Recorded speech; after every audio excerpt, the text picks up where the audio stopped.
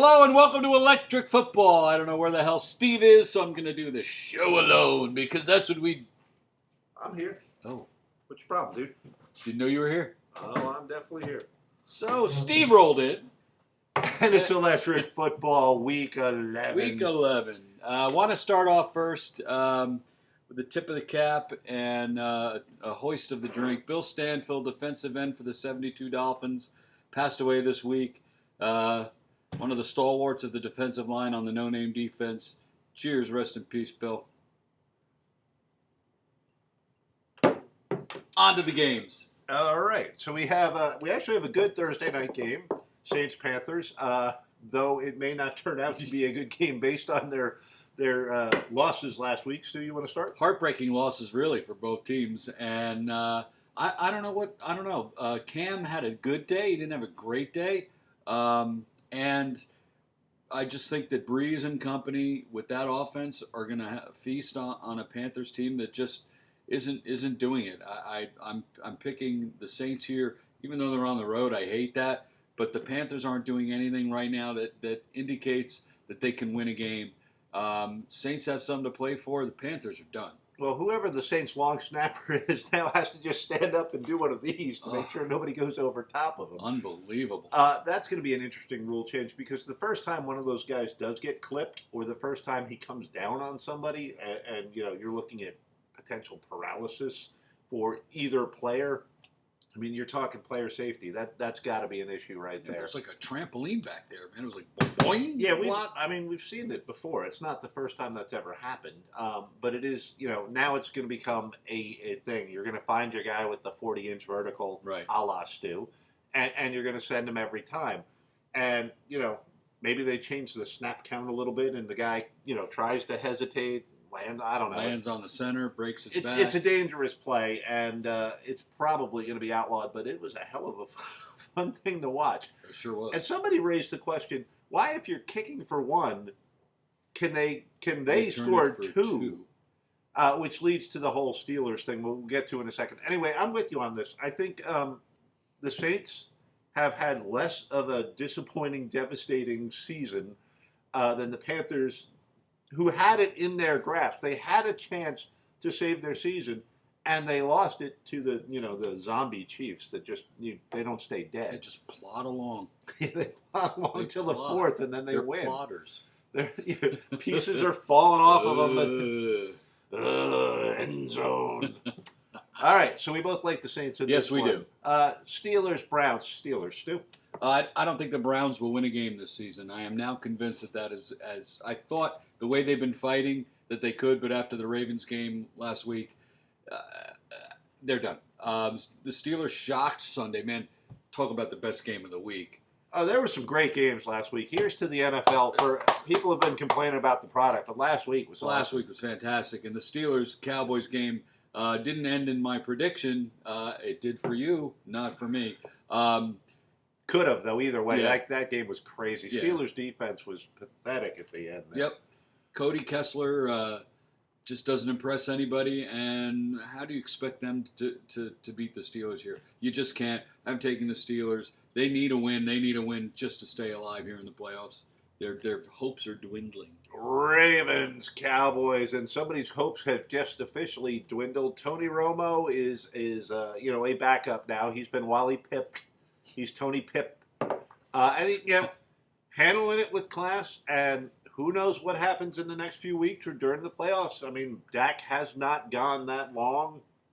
Injuries do happen.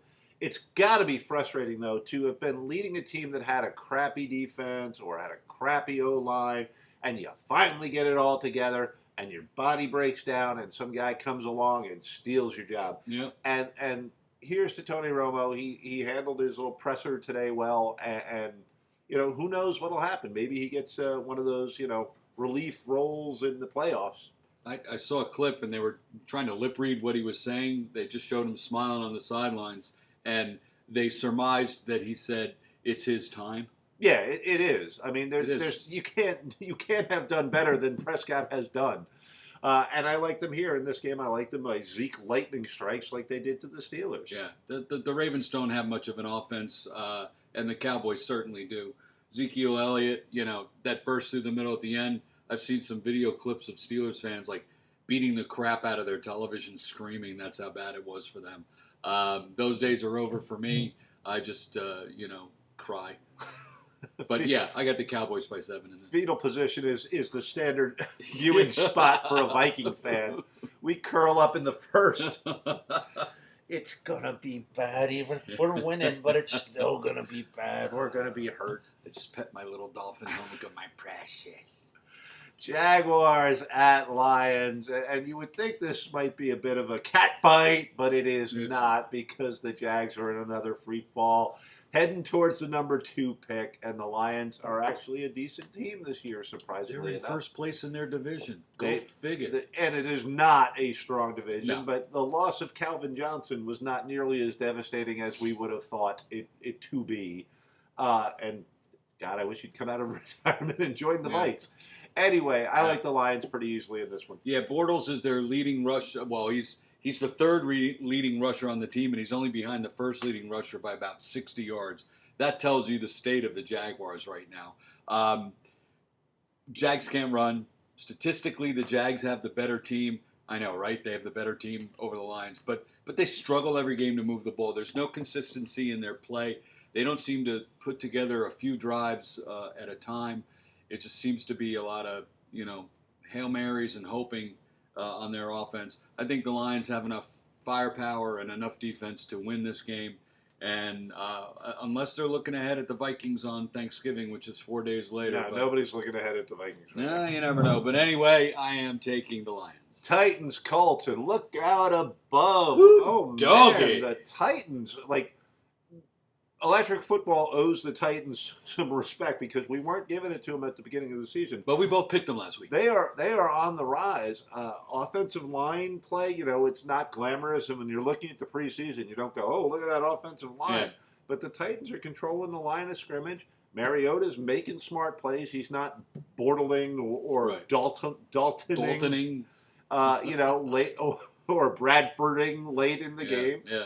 And the running game is amazingly tough. It's weird, but all of a sudden, some of your teams on the rise, the Cowboys, the Titans, oh man, it's important. It's still important in the NFL to have a running game. Absolutely. So there you go. And the Colts, their defense is pathetic, and I don't see them standing up against that kind of pressure. Yeah, the Titans manhandled the Packers, and I don't see that the Colts are going to fare any better here. The Colts are boasting the league's third worst defense. Tennessee is showing they can run, they can pass. They're not making the big errors. They really, the last few weeks, have really put together a nice team here. Titans are going to take the division, in my opinion. Titans to win the game. Tennessee, tuxedos. All right. Bills, Bengals, and I'm going to let Stu start out on this one, because I've circled both teams multiple times and crossed them out. Go ahead, this Stu. is a coin flip. Buffalo's coming off the bye. Bengals coming off the Monday night loss to the Giants. They couldn't get a run game going, although he might have had 46 to 50 yards on the run game. Bernard, whatever his name is. And the Giants actually put together a halfway decent running game for them in order to win that game. Bengals are 4-point favorites, and they have one less win than the Buffalo Bills, so I don't understand that. Now you're talking Vegas, and you're wondering, what do they know that you don't know? But I think Buffalo's defense here can keep Dalton on his back. They'll stop the running game for Cincinnati, and I'm taking Buffalo on the road. See, I was actually going the other way on this. I finally decided that I might overrate Cincinnati's defense, but I still think of them as the team that Mike Zimmer had as a dangerous group of guys. And I actually think that the Bengals have a little bit of fight left in them. Coin flip it. Don't listen to me, but I'm going to take the Bengals in this one, assuming that Dalton does not make another big mistake, which, is an assumption. You know what happens when you assume. You make an ass out of you and Stu. What do we got here? We got Bucks at Chiefs. And, the Chiefs D, and here's to Eric Berry. There's a story you got to talk about. A guy that comes back from cancer. Chiefs have Tyreek the Freak Hill, who is evidently, coming on and one of the more explosive guys you're going to see in the NFL these days. But I like the Bucks in this game. We were talking about the Chiefs' ability to just plod along and hang in there. There is something about Jameis Winston to Mike Evans that this week says to me it's going to click. They're going to win this game. I like the Bucs on the road. Well, Winston certainly, when he starts running out of the pocket and running, throwing on the run. That was a Tarkenton-like. That one scramble was Tarkenton-like. Steve Young-y, Tarkenton-like here. Maybe that's why I'm falling for that. The Chiefs are 7-2, and they are like horrible statistically. When you look at their overall team stats, you're wondering, how is this team 7-2? I can't explain it. They just keep plodding along. The Bucs are still inconsistent, even though they crushed Chicago last week. It was Chicago. It was Jay Cutler. So that really doesn't get me too excited. This might be their down week, so let's take the Chiefs, the slow, plodding, boring Chiefs to win at home. And they got to keep pace with the Broncos and the Raiders here. That 3 of your playoff teams are going to come out of the AFC West, it seems, unless something crazy happens in the next 7 weeks. But 6 weeks? 6 weeks. 7. There's 7 weeks of football left. Right, including, Yes. Right. Chicago at the Giants with no Alshon Jeffries. The season just gets worse and worse for Chicago. One of those, oopsie, I took and it had the what? Huh? This bottle said, Excedrin. Yeah, I mean, there does come a point when you're an elite athlete where you say to yourself, okay, maybe I don't need to take some strange supplement that I didn't take last year. I'm already pretty darn good. Like, they never got, I took all that stuff. Look at me. He's jacked. Never got me anywhere.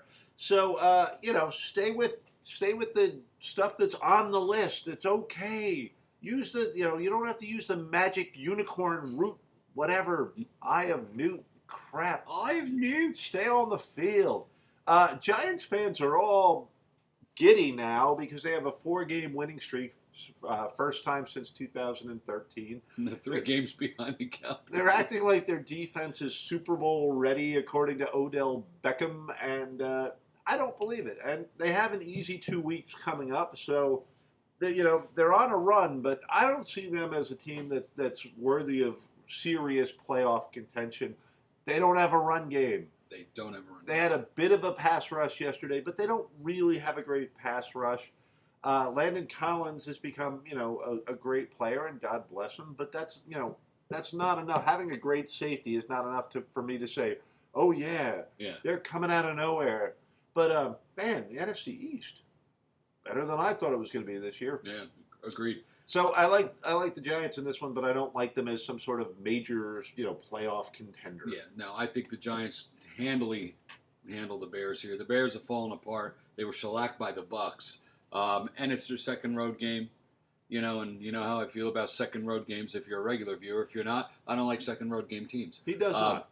But I think the Giants have just a much better offense than the Bears do. And they should be able to contain Cutler. If they can contain Andy Dalton, they can contain Cutler. Take your New York Giants for the win. Cards at my Vikes. And what can you say? The Vikings have been devastated by injuries this year. Amazingly enough, Sam Bradford's still upright. But a good game. When you've lost 2 tackles and you lose Jake Long, like you're losing your backup tackles, you're down to like Shlomo Henowitz. No, I'm serious. Like, UPS driver. You're looking around Rick Spielman's looking in the stands, going, "That guy's big." Yeah.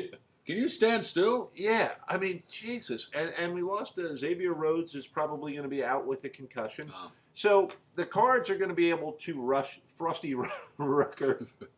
Frosty, the pass rusher, is a jolly happy man.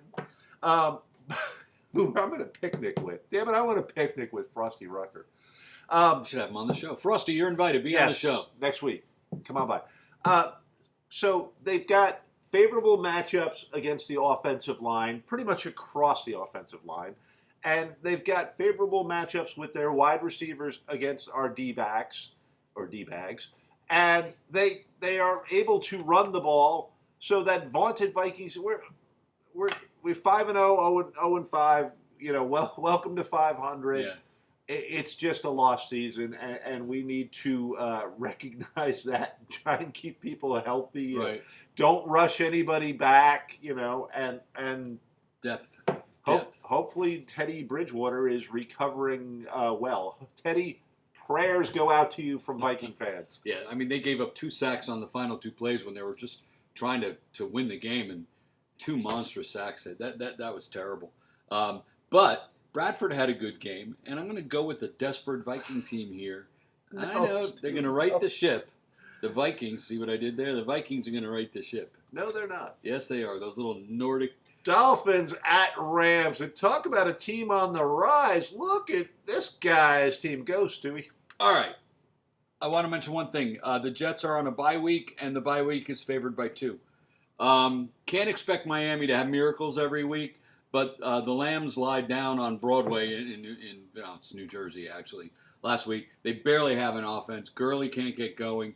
I think my MVP pick. Yeah, good call. Call it another week where I'm a homer here, but the Dolphins on paper are the better team. And I said it last week. I'll say it again. Gase has them believing they're a team now. They're patting each other on the back. You know, they're celebrating. They're a team now. This is a team that's been fractured since Marino left in 2000 or 1999, whatever the hell it was. I just think that they have much more now. Today, news comes in that they're switching to Jared Goff in St. Louis. St. Louis. They're going Goffin. In Los Angeles, yeah, they're going Goffin. I think Miami should be able to handle a rookie quarterback in his first start in L.A. I am taking your Miami Dolphins. I'm with you. I mean, when you're sitting behind Case Keenum, and you're the number 1 pick, there's a reason. They're seeing something in practice that they go, this kid's just not ready. He was number 3 for a while. And now there's desperation, and you got to see what you have. But the Dolphins have found their identity, as Stu was just saying. They are a pound it first kind of team now, and they're not going to have to put up big numbers to beat the Rams. Right. So I'm on the Dolphin bandwagon. Evidently, 10 is the number. Yeah. Might be 8 this week. Pats at 49ers. Pats. I mean, and all quick. I watched one of those NFL top 10 things, and they were talking top 10 tight ends, and a lot of the experts on there were like, Gronk's the best ever. Do you believe that? Do you believe Rob Gronkowski is the best tight end you've ever seen? Because Antonio Gates, no. Tony Gonzalez, maybe a Mike Ditka. To me, those guys are just head and shoulders above to this point. To this point, no, he is not the best ever. And he's injured. He's out this week, evidently. So yeah, well, this guy can't stay on the field a lot. No, well, but it's not for a lack of toughness, because he missed 5 plays and went out there with a punctured lung. What is that strange wheezing noise I hear in the huddle?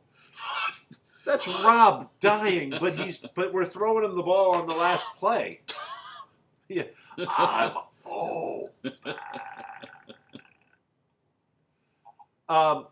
going to beat San Francisco. Paige in a ramp. Yep. Okay. Bird. Fun. We've got Eagles at the Seahawks. I actually wrote it this week. I don't think this is going to be much of a bird fight. I think Seattle looked very impressive. Their defense has rounded into shape. Russell Wilson looks in control.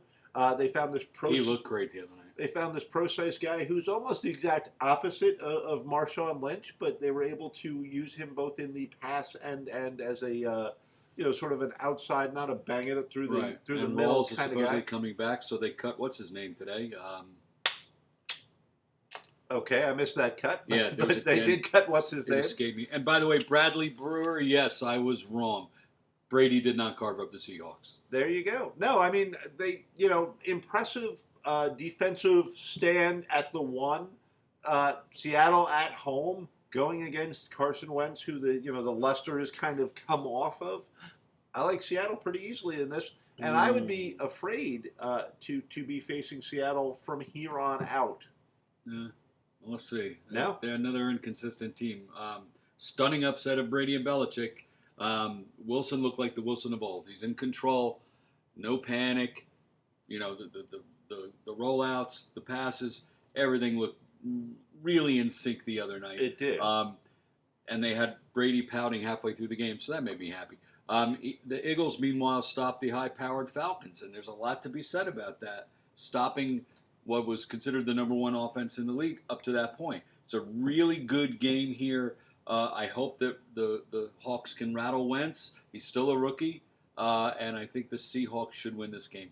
Okay. You're welcome, Bradley. I see it as more of a route than you do, but we both agree. I don't see it as a route. We both agree Seattle. Yeah. Green Bay at the Redskins, and Green Bay is a mystery. I mean, is the loss of Eddie Lacy that big of a deal? Because last year it was the loss of Jordy Nelson, what are we talking? Clay Matthews, who another guy, great player, but durability, most important ability a football player can have.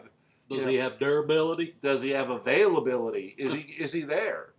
And the Redskins were impressive, especially like you talked about on the last two plays, just storming in there and eating up the Vikings. Not that the offensive line is anything. Yeah, I mean you have a crap offensive line, but still they had to make the play, and they did. But Rodgers came out and called out his teammates, and they put up another listless effort. I don't see that changing. I believe in him. I said it last week. I don't think. Has he lost the locker room? Is that what it is? I don't think he ever had the locker room, but now that they're one-dimensional and they literally are passing... He had the locker room at one point. Well, all right, yeah, but how long ago was that? I mean, MVP-level player. How long ago? Yeah, no, I'm with you. It's been 2 seasons where you're going, oh, he's going to snap out of it. Next week, he'll snap out of it next week. But they're not snapping out of it. So I'm taking the Redskins. Yeah, there's no running game, so you don't have to plan. Excuse me, I'm taking Washington. Oh, okay. They don't have a running game, so you don't have to plan for it. So you don't have to rush as hard, at the line, and you can cover all the little guys running around there for him, and that's all the little guys, like little Smurfs running around. He doesn't have huge players, I mean, that they're all kind of. I hear what you're saying. And if they copy what the Redskins did, I'm sorry, if the Redskins copy the Titans, what the Titans did, and I think they have the talent to do so. They certainly have. Did you just call them the Red Kids? I don't know. It's been a long week, and I'm on vacation soon. Anyway, if they follow the Titans formula, they can win a close one, effectively ending Mike McCarthy's career as head coach for the Green Bay Packers. You heard it first here on Electric Football. Wow, hot take by Steve Pace. Yes. All right, Texans at Raiders, and I like what a way to end the week. Yeah, no, it's a good week of football. I hope it's not going to match last week. Hope it's better than I expected to be. There are, it's not a great week now that I look at it. There's a good Thursday night game, even though, they're not teams playing well. They're interesting teams to watch with star players. Mm-hmm. You've got the Seahawks-Eagles game, which is probably the game of the week. Saints-Panthers, yeah, that's it. Yeah, okay, not a great week. Eagles-Hawks. And I'm with you on this one. I think the Raiders take this one easily. Yeah. I think they have way too much offensive firepower, and I think the Texans are a team that are regretting their move at quarterback again. And again, and again. The Browns, the Texans, they cannot find that franchise QB. The guy that you can sit with for 8 to 10 years and go, there's our guy. And until they do, I think Tony Romo's available next year. Yeah, but too brittle. I mean, no. You have to be a dice rolling GM if you go, all right, because I hear Jets fans. I'm telling you, that's where he's gonna. It's gonna be the Brett Favre thing again. Yeah, no, I hear the Jets fans calling up like, "What about Tony Romo for us?" Mistake. Take it from me. The Vikings are the king of the retreads. We had Randall. We had Warren Moon. We had Jim McMahon. Dolphins have had 39 quarterbacks. We had Favre. Since Marino. Right, but we're we like the and. Some of them were quite good. Randall and Warren Moon were great in their time, but you are rolling the dice, and you have a very short window if you pick up a veteran quarterback with a history of injuries like Sam Bradford. Yeah. Or, excuse me. Well, they had to. I mean, the Vikings had to. No, I agree with that. I'm fine with that. That was a good move. I'm all for that. But the team that goes out and gets Tony Romo, to be their starter next year, is a gutsy, you better win it that year kind of team. Yeah, it might be their last year as GM and head coach, too, whoever picks them up. There you go. Buffalo. By Mike McCagnon. I think if they can stifle Carr, they have a chance, but I don't think the Texans have that kind of defense. Raiders are playing with confidence, and all right, I'm late. All right, Steve's got to go. So anyway, Couple shout-outs. Xander, Dolphin316, Half Moon, Drumnut, Ryan Friesen. Thanks for the comments. You make the whole thing worthwhile. We'll see you next week. There goes Steve. Steve Brown on whatever the hell that is. Skateboard, Stu Pace, electric football. See ya.